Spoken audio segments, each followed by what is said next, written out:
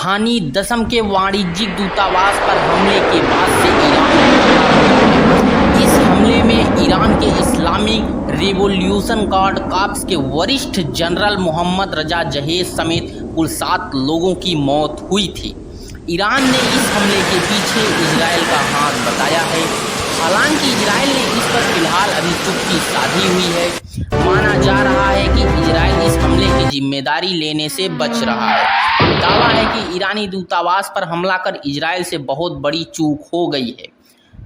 वहीं प्रतिशोध की आग में झुलस रहे ईरान ने भी तुरंत तीखी प्रतिक्रिया देते हुए इजराइल से इस हमले का बदला लेने की कसम खाई है।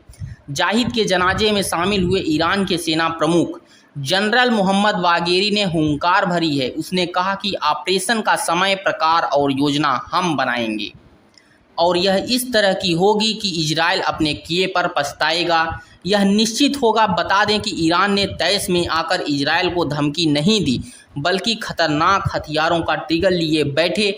ईरान के पास वाकई तबाही मचाने वाले हथियार हैं। यह ईरान के खूंखार हथियार लाल सागर को पार कर इजराइल पर हमला करने का दावा रखते हैं। ईरानी समाचार एजेंसी INA ने अपनी रिपोर्ट में खुलासा किया कि अगर इजराइल और ईरान में जंग होती है तो ईरान के पास लंबी दूरी के कई खतरनाक हथियारों का जखीरा है, जो कि इजराइल का नक्शा बदलने का दम रखते हैं। रिपोर्ट के मुताबिक ईरान के पास इजरायली सरजमी पर हमला करने के लिए पर्याप्त दूरी वाला 9 प्रकार की मिसाइलें हैं। न्यूज एजेंसियों ने कई ईरानी ब्लैकलिस्ट मिसाइलों का खुलासा किया जा रहा है कि ईरान ड्रोन और क्रूज मिसाइलों की मदद से हमले की योजना बना रहा है।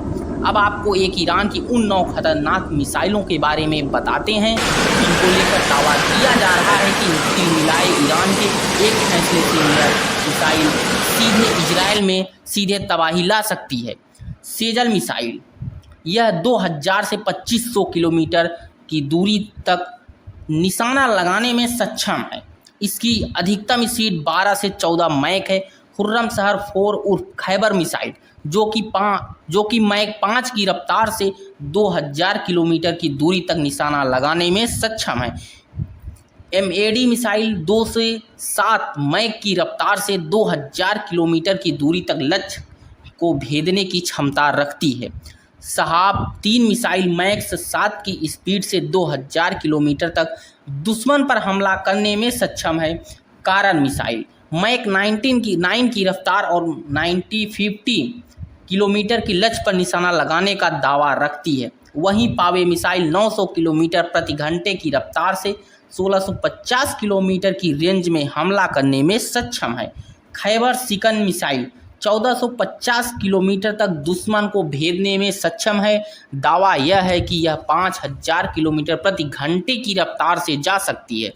फतेह 2 मिसाइल मैक 5 की रफ्तार और 1,04,000 किलोमीटर तक दुश्मन के ठिकाने को निशाना लगाने में सक्षम है। हाज कासिम मिसाइल मैक 5 की रफ्तार से चलने वाली यह मिसाइल 1400 किलोमीटर की दूरी तक दुश्मन के ठिकाने को निशाना बना सकती है।